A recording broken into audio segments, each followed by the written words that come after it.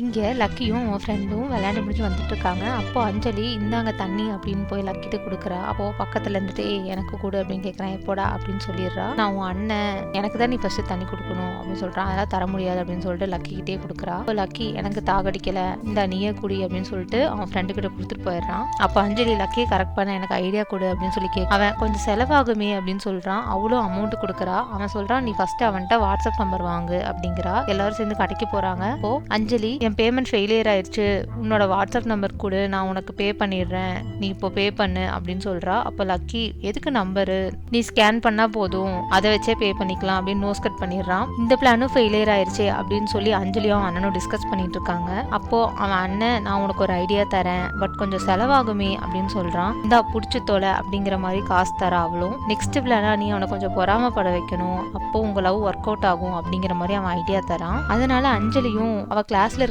எல்லாருக்குமே கிஃப்ட் கொடுத்துட்டு ஐயோ உனக்கு வாங்க மறந்துட்டேனே அப்படிங்கிற மாதிரி சொல்லி அவனை பொறாமப்பட வைக்கிறா. நெக்ஸ்ட் அஞ்சலி அவ அண்ணனும் ஒரு ஐடியா பண்ணி அவகிட்ட ஒருத்தன் வம்பிழுக்கிற மாதிரி ஒரு செட்டப் பண்றாங்க. அப்போ லக்கி அவளை போய் காப்பாத்துறான். அப்போ அஞ்சலி கேட்குறா நீ என்ன லவ் பண்றியான்னு சொல்லிட்டு அவனும் ஆமா நான் உன்னை ரொம்ப லவ் பண்றேன், நீ இல்லாம எனக்கு வாழ்க்கையே இல்லை அப்படிங்கிற மாதிரி எல்லாம் சொல்றான். அப்புறம் பாத்தீங்கன்னா நம்ம லக்கி தம்ஸ் அப் காட்டுற அவங்க அண்ணட்ட. இதாங்க ஒரு மெயின் ட்விஸ்டே இருக்கு. பார்த்தா ஃபர்ஸ்டே வந்து லக்கி அவங்க அண்ணன் கிட்ட எனக்கு அஞ்சலி ரொம்ப பிடிச்சிருக்கு, நீ தான் ஹெல்ப் பண்ணணும் அப்படிங்கிற மாதிரி கேட்டிருப்பான். இது மாதிரி உங்களுக்கு ஒரு அண்ணனோ இல்லை இது மாதிரி ஒரு ஸ்டோரியோ உங்க லைஃப்ல இருந்தா மறக்காம கமெண்ட் பண்ணுங்க. சினிமா நரேஷன் சேனலை சப்ஸ்கிரைப் பண்ணுங்க. தேங்க்யூ.